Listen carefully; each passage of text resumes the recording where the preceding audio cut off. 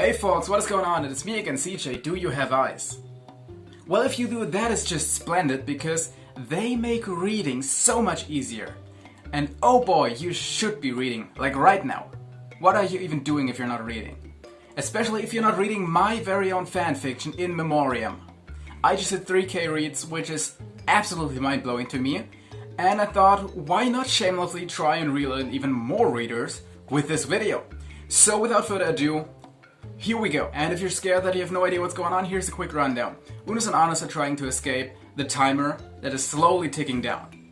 Meanwhile, pretty much everyone surrounding Mark is there and in one way, shape or form involved with this. We have the editors, Lixian is playing a big role, we have people from Who Killed Markiplier, there's even parts with Marvin from Jacksepticeye. So in the recent chapters, the detective from Who Killed Markiplier and Lixian are trying to unravel the enigma surrounding Mark Fishbuck.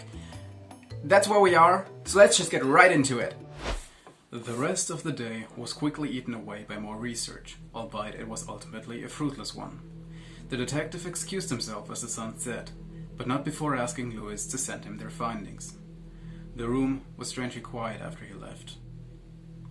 This whole hotel was quiet, Louis thought. He almost felt as if he was the only person in this whole building. Come to think of it, not once were they interrupted by a cleaning lady or hotel service, and the room on the other side of the thin wall seemed to be empty as well. He walked over to the bathroom and splashed his face with cold water. He was past the point where it would wake him up, but it took the clouds of his mind momentarily. The coffee on the table he dared not to touch. It had already tasted like bitter death hours ago. Maybe it was time to rest.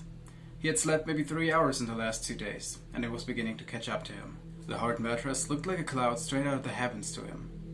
Somehow, he managed to pull himself together long enough to brush his teeth. When he finally fell into the covers, sleep came quick. It did not stay long, however. A few minutes later, he woke up again, staring at the same ceiling that he closed his eyes upon not too long ago. He shivered. Cold clouds formed in front of his mouth. The window to his left was black. The artificial light from the street below had been snuffed out by darkness. Lixian realized he was dreaming, although this realization was ultimately a worthless one. Dream or not, the danger would be real. He thought back to what the detective told him. The first step was to keep his mind together. If he could manage that, all of this would be less dangerous in a haunted house. A knock rang out from behind the door.